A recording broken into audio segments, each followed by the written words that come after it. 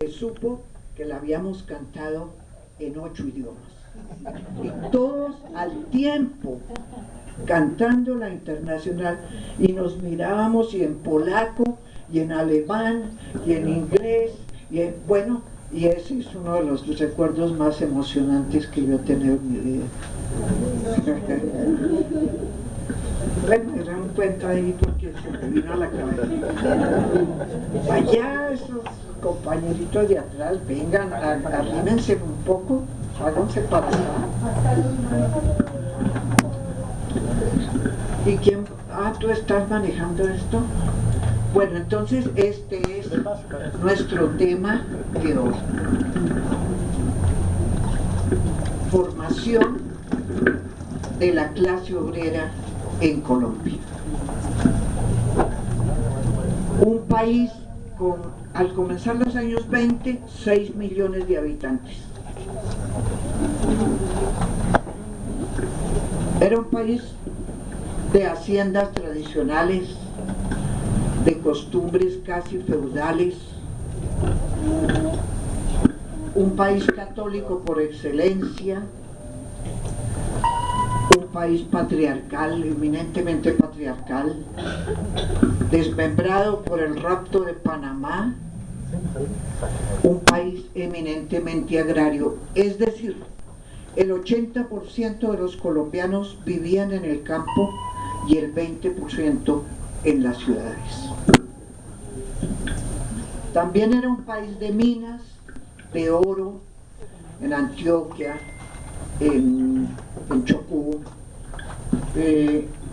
bueno, de sal, de carbón, con formas esclavistas en la explotación, en las plantaciones caucheras del Orinoco y el Amazonas y en las minas. Y de eso tenemos una novela que si no alguien no la ha leído, valdría la pena que la leyera. ¿Cómo se llama? La vorágine. Es demasiado importante. Bueno, un momento antes de pasar, recordemos algo. Esas formas esclavistas eran formas esclavistas que venían de atrás, pero todavía hay formas esclavistas de explotación.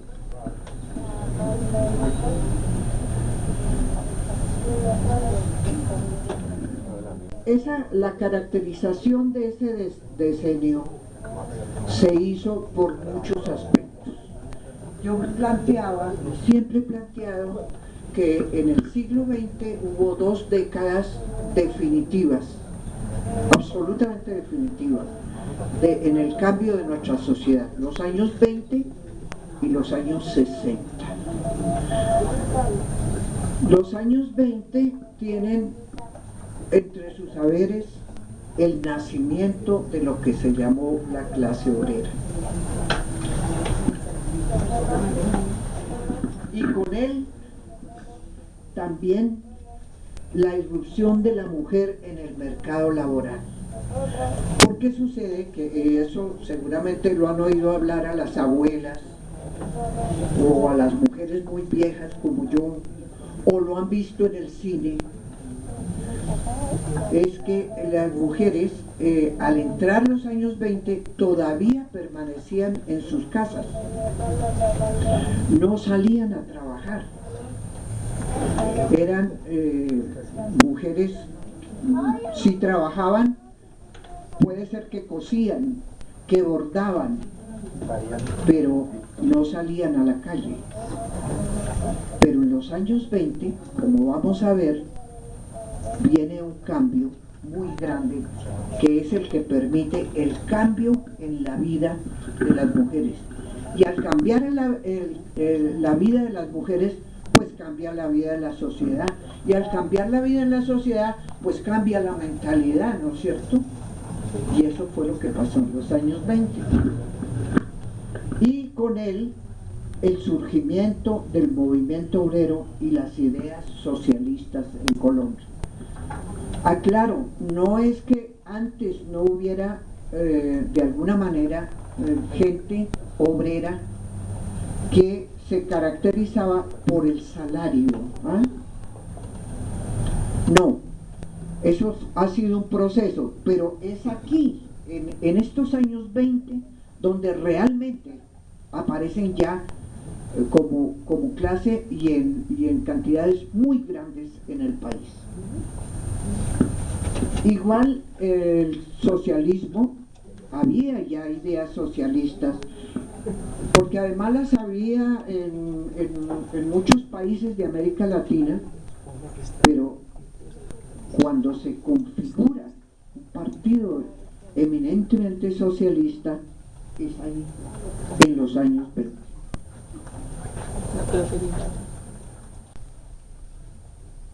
En esta caracterización vemos varias cosas importantes. Entra el capitalismo financiero e industrial, ¿no? Ustedes han oído hablar, muchas habrán oído hablar de que antes eran monedas de oro, ¿no? Ahí en los años 20 se acaba el cuento de las monedas de oro y empiezan a circular los billetes. Ahí en los años 20 entra vienen a aparecer los bancos que antes no existían. Perdón, si ustedes quieren, no copien nada, y yo con mucho gusto, de ser posible, no sé si sea posible, yo les mando un pequeño relato escrito de lo que podemos decir hoy, para que no tengan que estar copiando cosas. Pues yo les mando esto escrito. Y vienen unas transformaciones económicas, sociales y culturales, entre otras cosas. Bueno, lo de la deuda externa lo voy a hablar ahorita más tarde, pero vienen por la transformación que sucede en el mundo, por lo menos en nuestros países latinoamericanos y en Colombia, la transformación de las formas de trabajo. Aquí logramos todas esas fotos se las consiguió Ceci para poder arreglar, Cecilia Saavedra, perdón, para poder arreglar mejor esto, porque yo no lo sabía hacer bien, pero sí sé hasta cierto punto, y por ese motivo soy una viejita feliz, pero Ceci fue la persona que logró, que puso adecuadamente las fotos que correspondían a la época. Entonces se encontró estas dos fotos, vean cómo se araba antes y cómo aparecen las herramientas, por ejemplo, en los años 20. No puedes cambiar. Pero aparecen muchas otras cosas importantes en nuestro país y en el mundo y en América Latina. Esto es un modelo que llega en el año 21. Los tranvías, antes eran tranvías de mulas, y en los años 20 traen tranvías de rieles. Bueno, esto fue un punto, pero definitivo en el país.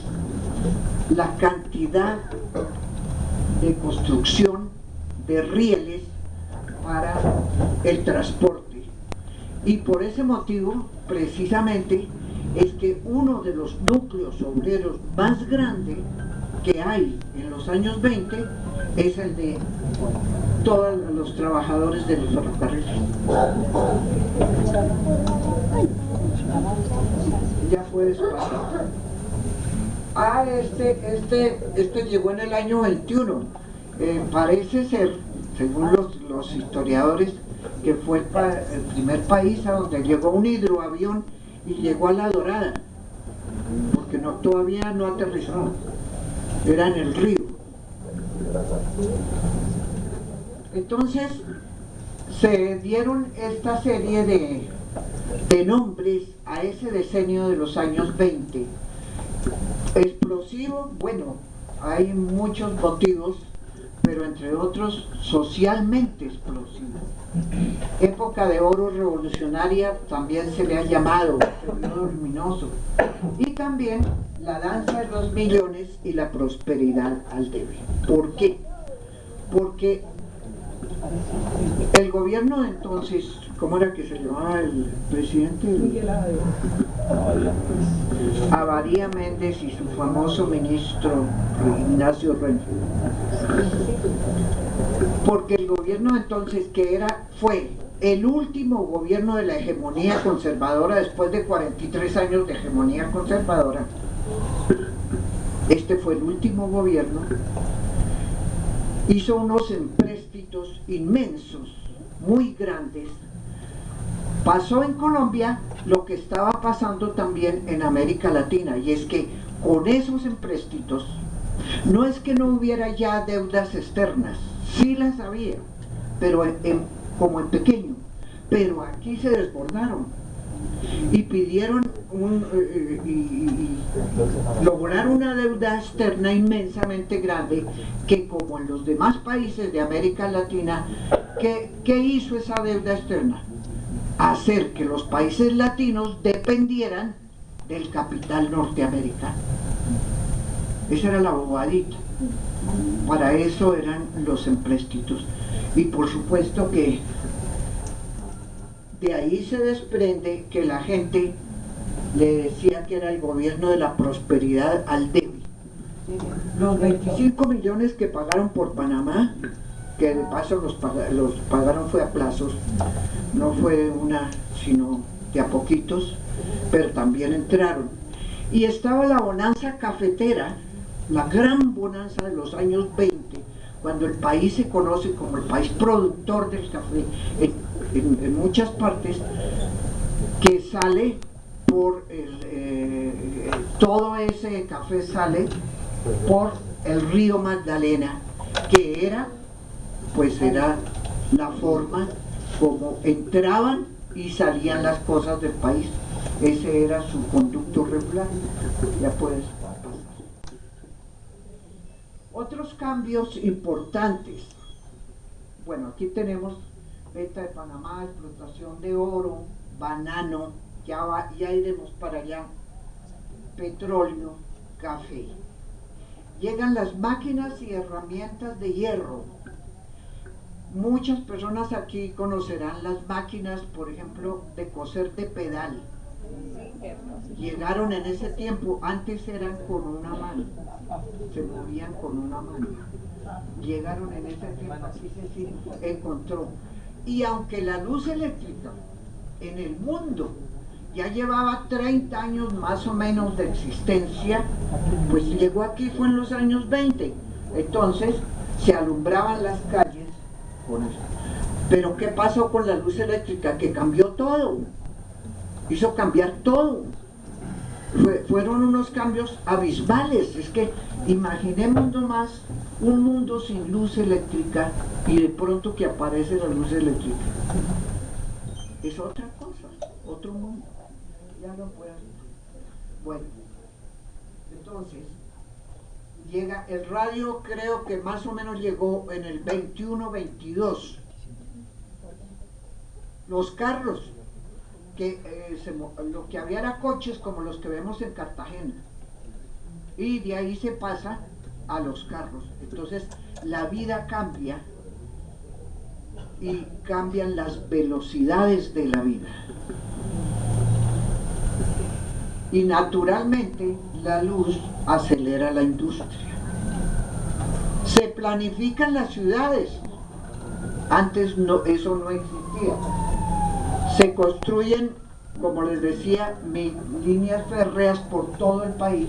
Se empezaron a construir primero en Panamá. Esas líneas férreas construidas en Panamá de paso, trajeron chinos para construir esas líneas férreas, y murieron millares de hombres construyendo esas líneas férreas, y murieron mucha gente en Colombia construyendo las líneas férreas, porque pues hoy no se conocen, pero a veces iban al puro borde del monte, entonces se rodaba la gente. Entonces era la construcción de las líneas férreas en nuestro país, causó muchas muertes a mucha gente que estaba en eso y que ya estaba en calidad de obrero.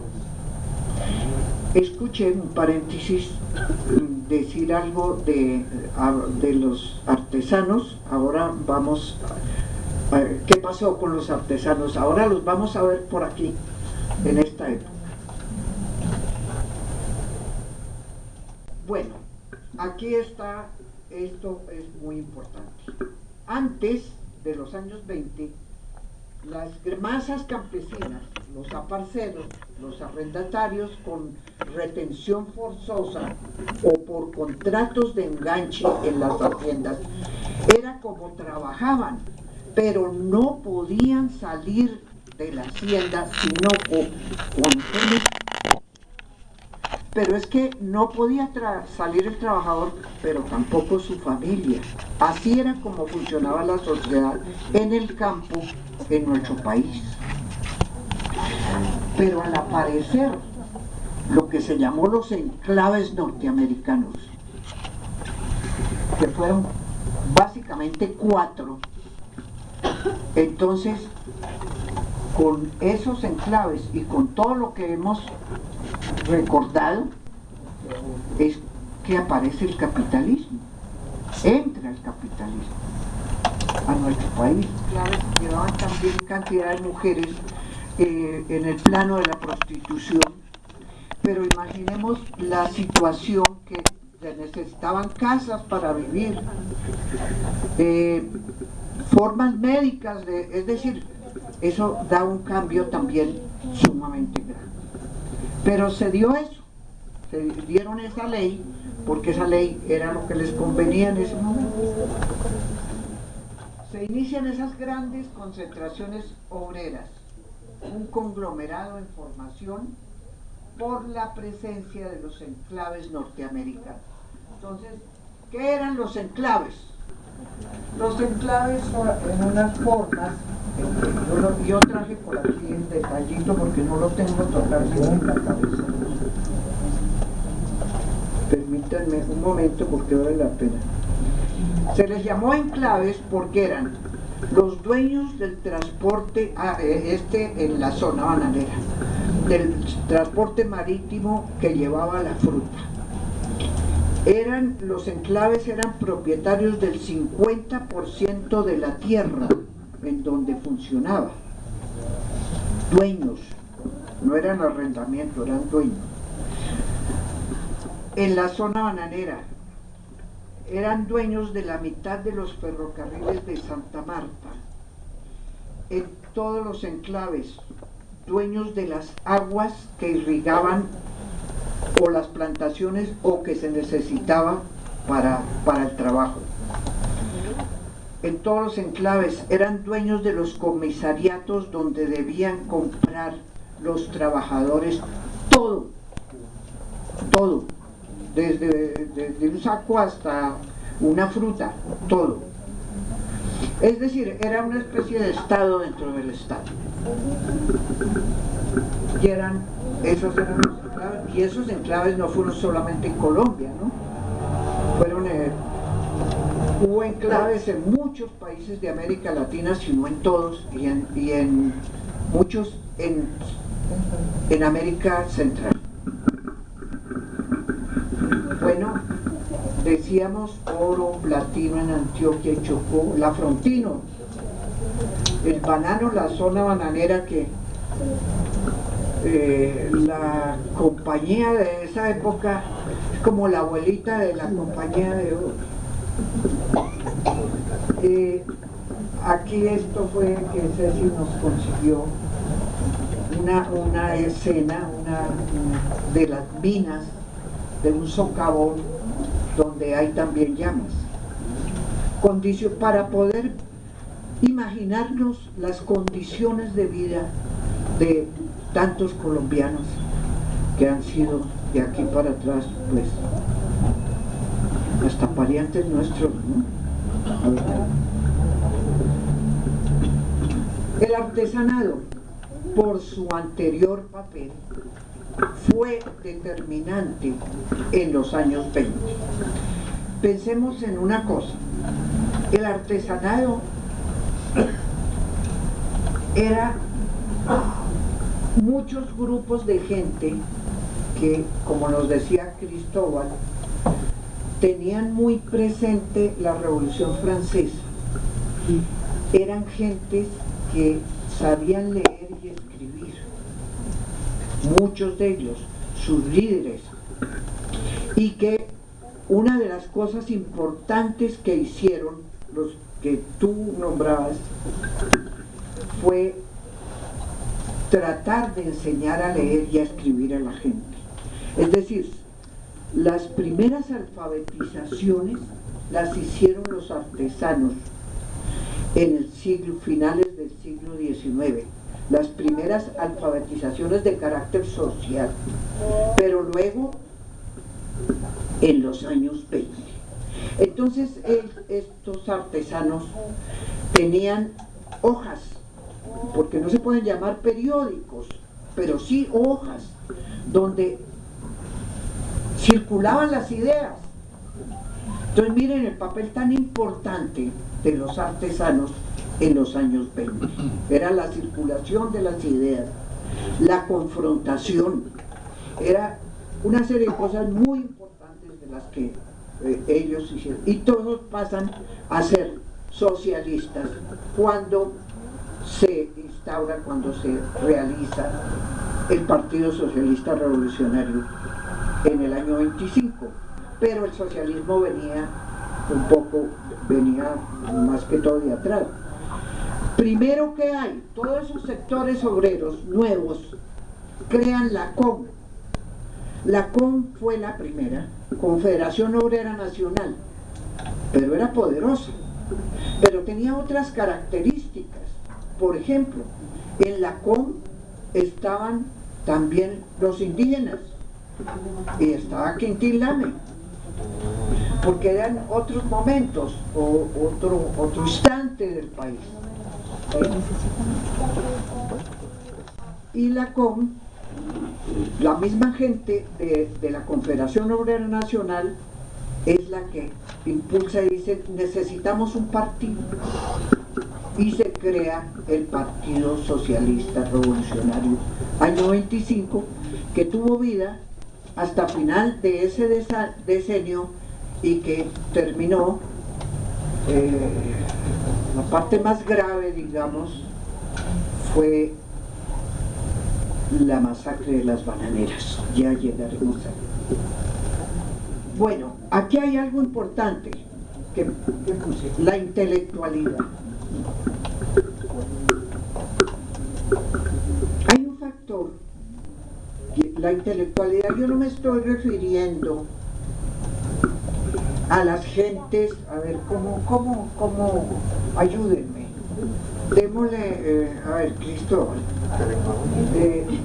definamos cuál es la intelectualidad, esa que ha sido tan constante y tan importante en nuestra sociedad.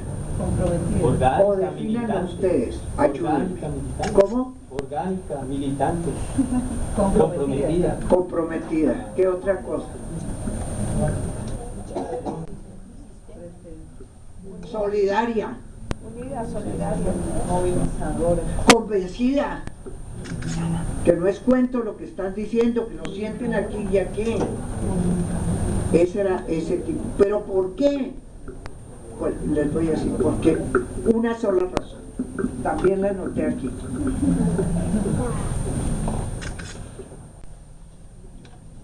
Porque en ese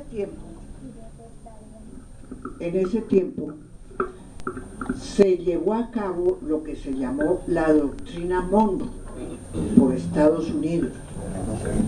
En ese tiempo y de ahí para atrás, no solo en los 20, de ahí para atrás.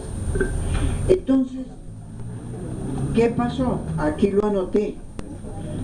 Venían con una historia, y la historia se repetía aquí, de formas como los gobiernos de Estados Unidos, no confundamos el pueblo de Estados Unidos con los gobiernos de Estados Unidos, se habían metido en el resto, los países latinoamericanos, y los habían invadido. Entonces, aquí tenemos, yo anoté las invasiones. Para este momento ya habían 3 invasiones a Panamá cuando era departamento de Colombia. O sea, eran 3 invasiones a Colombia. Entonces aquí los intelectuales se timbraban bastante y la gente era nacionalista. 3 intervenciones a Nicaragua. ¿Alguien se acuerda que allá dejaron de presidente de la República, uno de esos que se... Pirata. 15 intervenciones a México, 7 a Honduras, después 5 en el Estado Independiente de Panamá, 4 a Cuba, ahí dejaron la base de Guantánamo que todavía está. A Cuba la ocuparon por 6 años la primera vez y la segunda por 13 años. A Nicaragua la invadieron por 7 años. A Nicaragua fue donde dejaron al pirata Walker. Entonces es fácil comprender por qué la gente desde ese tiempo hablaba de saqueo de riquezas, hablaba de imposiciones políticas, hablaba de dependencia. Es decir, estos términos no han sido caprichos no, es porque han sido realidades, han nacido de la realidad. Y el antiimperialismo ha nacido y nació de una realidad, es esa. Fácil. Bueno. La irrupción de las mujeres en el mercado de trabajo, que ya vimos, pero pusimos esto porque, aunque estas chicas son bastante elegantes, que no son niñas muy trabajadoras, pero sí se ve en cambio una cosa interesante para las mujeres, y es que en los años 20 cambian las modas y las mujeres que tenían que ponerse ropa hasta el tobillo se la subieron a las rodillas porque había que trabajar. Y eso no era por una clase social, es que eso fue general. El cambio de las modas fue general. Y antes las mujeres no se podían cortar el pelo porque era pecado. Entonces, en los años 20 se lo cortaron porque se necesitaba, eran otras. Cambió la mentalidad en pie con el trabajo. No tenía tiempo peinar. Hasta ese tiempo solamente había 3 profesiones para mujeres. O eran enfermeras, y esta foto de la Ortúa se la consiguió Ceci. O eran enfermeras, o eran telefonistas. Para los amigos de los teléfonos, de paso que hay deuda con el primer sindicato de teléfonos de Bogotá, fue de mujeres. ¿Hay alguien de teléfonos aquí? Entonces llévenles el cuento para que sepan esa historia cómo fue, que empezó por ahí, con los amigos. Y las mujeres maestras, pero con un detalle, y el detalle que conocí yo cuando yo era una chica. Las maestras no podían estar embarazadas. Era prohibido que los niños vieran maestras embarazadas. Esa parte tampoco a lo mejor la sabía. Eso fue después. Como fue prohibido cuando yo estaba, que los colegios fueran mixtos. No podían ser mixtos, tenían que ser hombres allá, mujeres aquí. Entonces, todas esas cosas se transforman en los años 20 por la transformación de la mentalidad. Bueno, esta es una listica pequeña, no es grande, pero como para que la tengamos en cuenta. Yo creo que aquí todos y todas sabemos quién fue María Cano, que por fortuna en mi vida pude estar niña con ella por bastante tiempo. Y la recuerdo perfectamente bien. María Cano fue una líder nacional del Partido Socialista Revolucionario, años 20. Eso es otra historia larguísima. Betsabe Espinal, muchos saben que fue la primera mujer que al organizar esas 300 mujeres en escuadrones hizo retroceder a los esquiroles y hizo una convocatoria y llegaron 3.000 gentes de Medellín y de Antioquia a respaldarla. Entonces fue algo muy importante, estaba en huelga, fue la primera huelga del país y fue la primera huelga que alcanzó un éxito salarial de 40%. Quién sabe, ya la debían tener, era en la olla. Y rebaja de 12 a 10 horas diarias de trabajo, porque viene lo de las 8 horas. Porque una de las luchas importantes del PSR y de la CON, además de ser antiimperialista, fue la lucha por las 8 horas de trabajo. Esas que hoy conocemos y que tenemos de dientes para afuera, porque tampoco es que sea así, pero sí o no, son más de 8. Pero ¿cuánta gente fue a la cárcel de toda esta gente que estamos nombrando? Hasta María, también ella fue a la cárcel. ¿A cuánta gente mataron? ¿A cuánta gente desterraron con una vaina que se llamaba la ley de los caballos que se me hizo?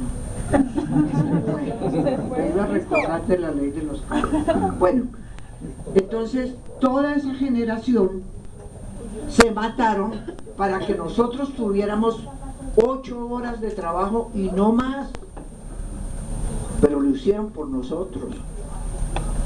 Nosotros estamos en deuda con esa generación y debemos recordar y recordarle a los hijos, recordarle a la mamá, a las tías, a las hermanas, a los hermanos, que hubo una generación que se fajó por las 8 horas de trabajo. Huelga de las capacheras, primera huelga de Bogotá. Las capacheras eran las mujeres que le ponían a las botellas de cerveza una vaina que la llamaban capacho, así, y que trabajaban junto con sus hijos, con sus niños, porque sucedió en Colombia algo parecido a lo que había sucedido, guardando proporciones, en la época de la revolución industrial. Y es que como era mucho mejor traer las mujeres al trabajo porque costaban la mitad, y si venían con los niños, pues mejor todavía, porque había más manitas para trabajar. Aquí pasó lo mismo, igual, pero en otras proporciones. Entonces, huelga de capacheras primera, y con un pliego de peticiones que aquí pusimos: igualdad civil para los hijos. Miren que, ¿se acuerdan que antes era? Yo era la mamá de Pilar. Ay, tenía que decir. Bueno, seguimos. María Triviño, ya la nombré, presidenta del sindicato de teléfonos. Elvira Medina, dirigente del PSR, enfermera, que asistía a las personas en las huelgas. Ella y su compañero, el compañero era un médico muy importante.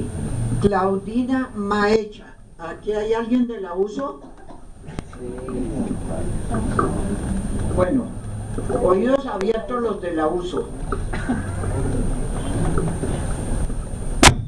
No fue solamente Raúl Eduardo Maecha el hombre que llegó a Barranca, y el dirigente que logró, qué clase de dirigente tan importante como Raúl Eduardo, su hermana era igual y se fueron los dos y llegaron los dos y se aguantaron los dos y fueron a la cárcel los dos. Entonces, compañeros de la USO le están debiendo a Claudina Maecha, aunque sea el nombre, porque no fue solo Raúl Eduardo, fue su hermana también. Ténganlo en cuenta porque no lo han tenido en cuenta. Carlota Rúa, cuando aún no sabía escribir ni leer, de La Dorada, ella era de La Dorada. Ella fue la que puso en el programa del Partido Socialista Revolucionario, ¿cómo se llama? ¿Cómo se llama? Servicio militar. De conciencia. Objetora de conciencia. Objetora de conciencia. Ahí tenemos la primera cabeza que pensó en la objeción de conciencia para el caso de la prestación del servicio militar. Fue de esta mujer,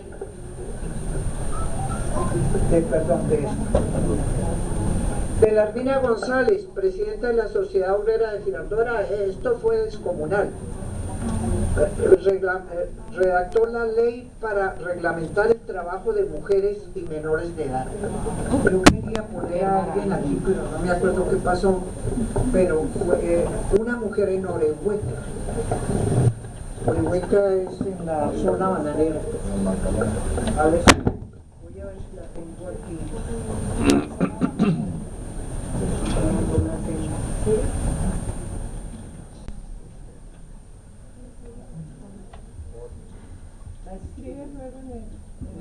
Yo la tengo aquí. Cuando la huelga escondió 80 trabajadores, pero yo les digo el nombre, yo lo tengo por ahí. Y fue una mujer muy importante que para todas partes iba con un canasto, y con ese canasto llevaba la propaganda. Y también vendía sus cositas que hacía, sí. Una mujer de Orehueca. Es decir, hubo mujeres muy importantes que fueron invisibilizadas después, pero que afortunadamente pues se ha podido levantar su historia, o yo pude un poco levantar su historia con gentes de mi generación anterior que también las conocieron y supieron lo que ellas hacían y lo que hicieron en una época muy dura para ellas. Bueno, esto es a grandes rasgos, porque esto es una historia como para llevarla a una universidad y hacer la historia de los trabajadores en Colombia algún día. Ya puedes cambiar. Entonces, ya había hablado de la Confederación Obrera Nacional 1925. Esto fue algo interesantísimo. ¿Cuándo se celebró el 1 de mayo? Bueno, hay dos fechas.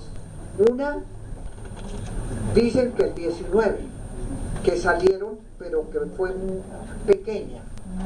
Y otra, que fue el 21, que ya salieron a la calle.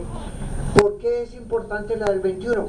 Porque por primera vez desfilan las mujeres costureras.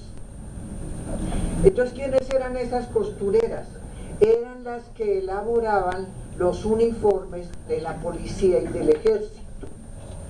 No me acuerdo el nombre, cómo era que se les decía, tenían un nombre especial. Esas mujeres salieron ese día. Entonces, por eso es que se estima que el 1 de mayo de 1921 fue como el día al que se le da el nombre de que por primera vez sale, y me estoy refiriendo nomás a Bogotá. Bueno, no puedo entrarme ahí, el descubrimiento del poder de la huelga es el mismo descubrimiento del poder de la organización. Sin organización no hay nada. Sin investigación no hay nada. Sin historia no hay nada. Entonces, tenemos que meternos en eso. Descubrieron el poder de la huelga. Claro, ya se sabía que en los demás países había huelga, pero aquí no las habían hecho tan grande. Y ahí se metieron los trabajadores en Barranca, 2 huelgas extraordinarias. Y huelgas hubo en ese decenio en todo el país. En el librito que escribí sobre los años 20, que de paso estamos intentando sacar la 4ª edición, el día que salga les avisaré si podemos. Ahí en ese librito está toda la relación de huelgas de cada año, quiénes la hicieron y quiénes fueron sus gestores, y etcétera. Pero eso fue el descubrimiento del poder de la huelga. La multiplicación de formas organizativas, de sindicatos. Esto, ¿verdad? Aquí está puesto así, pero hay que comprender que las mutuales se transformaron en sindicatos. Esa es otra historia que también hay que hacerla. Cooperativas y otras. Ahí está. No, los 3 ochos creo. El de la bandera. Esta es una foto de una de las huelgas de Barranca, 1927. Y esto era lo que la lucha de ellos. Trabajo, descanso y estudio, o tiempo para nosotros mismos, luchas internacionalistas que las hicieron básicamente con Nicaragua y con Venezuela. Otra historia importantísima. ¿Cómo fue que allá a Nicaragua mandaron una legión de gente que, y por fortuna pudimos conseguir una fotografía de ese tiempo?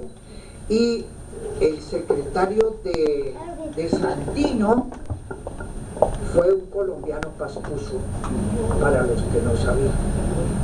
El secretario de siempre del general Sandino en Nicaragua era un pastuso y era del PSR. Bueno, este es el encanto de la Abadía Méndez. Y no, este es el primero, ¿no? Fueron 2 los presidentes de los años 20, Abadía Méndez hubo otro. En todo caso, este era el de la pena de muerte, porque hay que hablar de la pena de muerte de los años 20. Aquí es una bonita secuencia de unos trabajadores en el campo organizados, corteros de caña. ¿Quién es aquí del Valle? Pues usted sí tiene que saber, compañero, usted también, la historia de los corteros. Ojalá hagan algún día, ojalá se intercambien conocimientos, porque es que lo que estamos haciendo es un intercambio de conocimientos.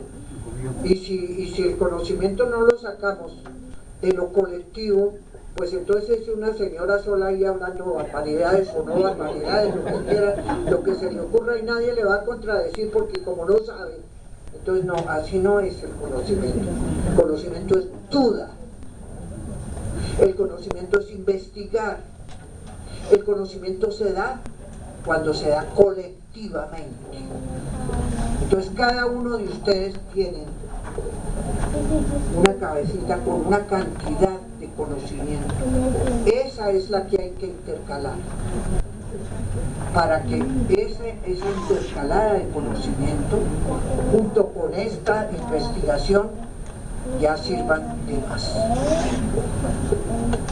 Y ahí tenemos los muertos. ¿Quién es del Magdalena? Masacre de las Bananeras.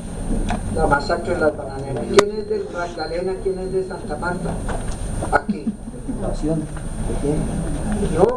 No hay ningún compañero o compañera de Santa Marta, del Magdalena. ¿De Aracataca tampoco? Bueno, ahí tenemos Nunca se supo cuántos muertos hubo, a pesar de que sobre la masacre de las bananeras, pues hubo, o ha habido, desde el libro de García Márquez, versos, crónicas, literatura, pero nunca se ha sabido cuánta gente murió o a cuánta gente mataron en la masacre de las bananeras.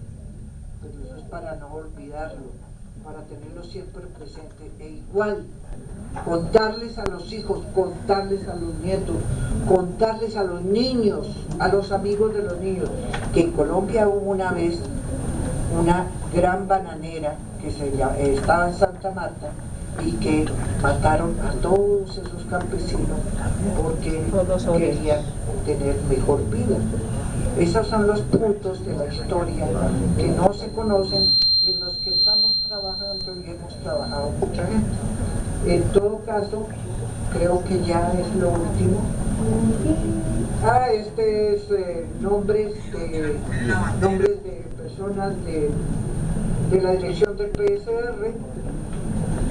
Estaba Quintilame, estaba Eduardo, Raúl Eduardo, Ignacio Torres Giraldo en el Valle, Francisco Heredia, ¿sí? Tomás Uribe Márquez fue el papá de Pilar Márquez. Sí, porque ya no lo exacto. El secretario. Es este que está acá. No me la vuelvo a traer. Confidencial. Una familia de La última. siempre. Entonces, esta es una conclusión. Se necesitaron millares de asalariados para ese desarrollo capitalista que hoy conocemos y que es el que nos rige hasta ahora, ¿no? Además, en las plantaciones la economía se desarrolló, lo dije al comienzo, en el río Magdalena, en las regiones cafeteras, en las incipientes fábricas, en los ferrocarriles, en las petroleras. ¿Quién es de Santander del Sur aquí? Bingo. Entonces ustedes deben saber historias de las tabacaleras, que eran mujeres trabajadoras del tabaco, que fue muy importante esa mujeres, muy importante. En todos esos sitios surgieron los primeros núcleos obreros. Esa es la historia de cómo se desarrolló la clase obrera en nuestro país.